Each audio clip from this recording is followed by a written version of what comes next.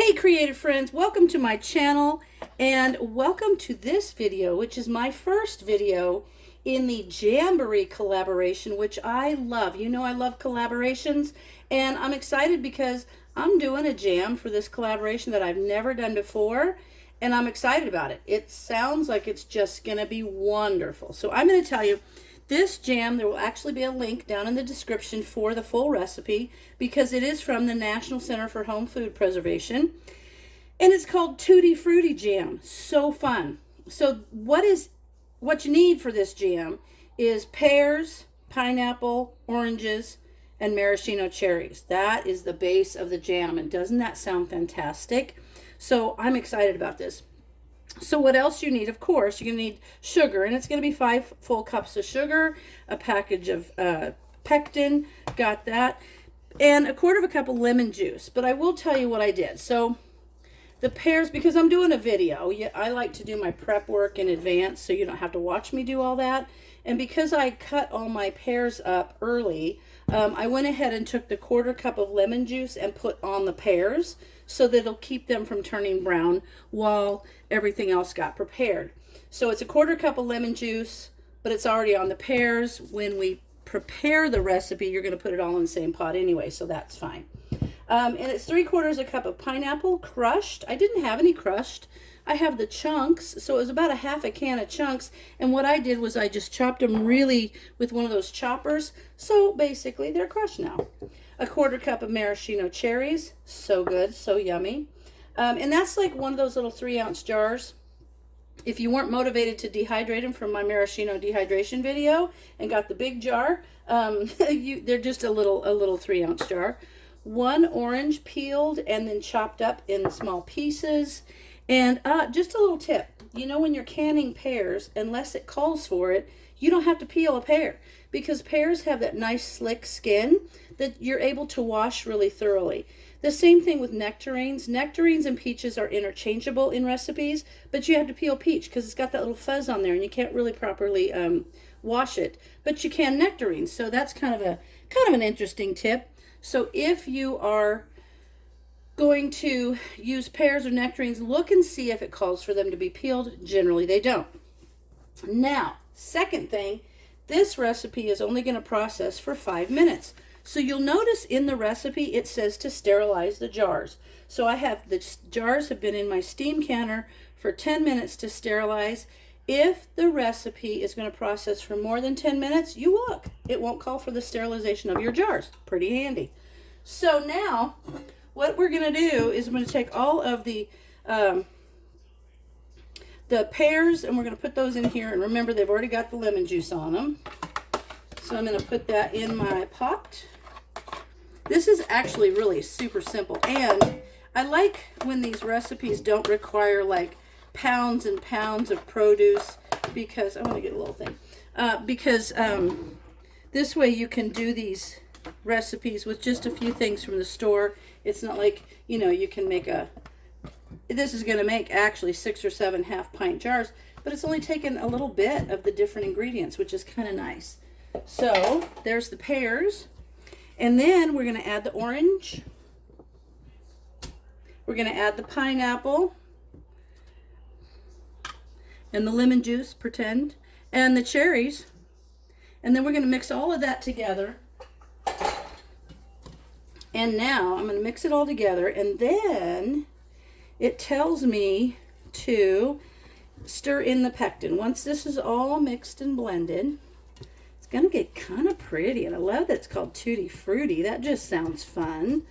So I'm going to mix that up nice. Okay, now I'm going to mix in the pectin, and I'm using Sure Gel.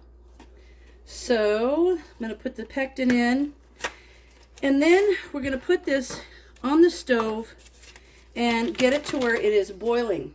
So it's got bubbles across the whole thing. And when that happens, we add in the full 5 cups of sugar, right quick, all in one fell swoop. And then we're going to get that to boiling until it is boiling hard. And then we'll boil it for a minute, and then it's ready to go in the jars. So I've got this all mixed. And now what I'll do is I'll put it on the stove, and I'm going to take you over there so that you can get it, watch it to get to the point where I will add the sugar, and then I'll add the sugar, and we'll be ready to get it to a boil for a minute and then put it in the jars. So let me get you over to the stove, and I'll be right back. Okay, there it is. It's all bubbling. It's like pretty seriously boiling down in there. So I'm going to just dump the sugar on there.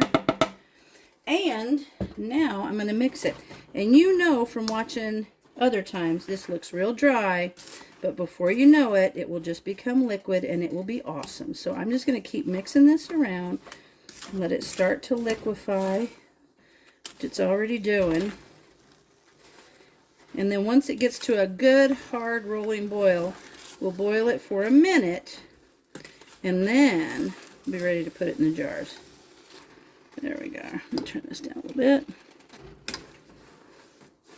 See how that's already turned into liquid. When I first started canning, I would add the sugar and I'd be like, oh my gosh, that's never going to turn out. But it always does, every single time. Pulls the juices out of the fruit, liquefies itself, and it turns out marvelous. So I'm glad I added the lemon to the pears because they stayed a nice bright whiter color and they didn't turn all brown. So that's a good thing. All right, I'm going to keep doing this until it's all liquefied. And once I get it to a boil, I'll bring you back so that you can see what that looks like. Okay, I want to show you a couple things here. First of all, we're getting toward that rolling boil. But what I want to show you is I put one of these oven gloves, or those, you know, I have a red one and a green one. I put this on because when this starts full rolling boil, it'll splash, it'll burn your fingers. So you always want to make sure your hands are protected. But also, okay, we're starting to boil. You see that? But I want to show you, you see how this foam is developing on there? When this is all done, you'll want to take a spoon and scrape off all the foam, which I'll do. But that's what they're talking about. Now we're getting that boil. And I also wanted to show you, I added that lemon juice. If you want to do that before you put it in the pot, you can. Because I want to see if I can show you. See how nice and white those pear pieces are? They stayed without turning dark from, you know, from the air. That's what will happen is it gets oxygen and then it oxidizes and turns brown. So you don't want that. So it actually turned out pretty good that I went ahead and added the lemon juice to the pears, which you can do if you're in the middle of something and you don't think you're going to get it right in there real quick. Look at that. If you don't think you're going to get it in the pot with that lemon juice quick enough, put it on, put the lemon juice right directly on the pears. And there's that foam that I will skim off when this is done. We're almost to the boil that we want. The boil that we want is when you stir it, bubbles don't stop happening, like it doesn't stop boiling. So it'll just be a couple more minutes and we'll be to that, well, probably not even 2 minutes, but just shortly it'll be to that level of boil. And I'll let it boil for a minute, and then here we are. So I'm going to go for a minute and then I'll come back to you. Okay, here we are. I have skimmed the foam off, and just so that you can see, this is about how much foam I skimmed off. And that just doesn't look nice, you know, on the jars, and it's just not what you want in your jam or your jelly. So now I've got my hot jar that's been pre-sterilized, and now I'm going to pour this in there. And the jelly, the foam already sets up. It's really funny because the foam already starts to gel. 1/4 inch headspace on these guys. So we're going to bring it right up to about there. That looks good.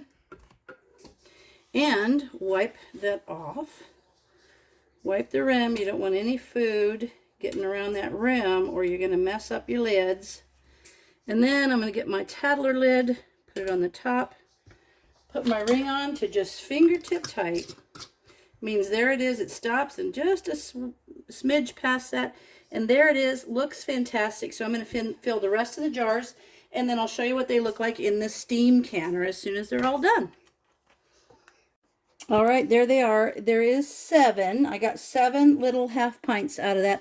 Aren't they pretty? I think that's just such a pretty, going to be a great jam. So I am going to put the lid on the steam canner. I'm going to bring it to steam, and then I will time it for 5 minutes, turn it off, let it sit for about 5 minutes, and then I'll take the top off and I'll show you the amazing, delicious finished product. All right, there they are. So pretty, so amazing. I gotta show you this one. I think this one is super pretty too, because it has cherries right there where you can see, oh, you can see all the pretty cherries. Look at that. Oh my gosh, this looks phenomenal. Anyway, there it is. Super yummy, super wonderful Tutti Frutti Jam. And as always, thanks for watching, and I'll see you in the next video.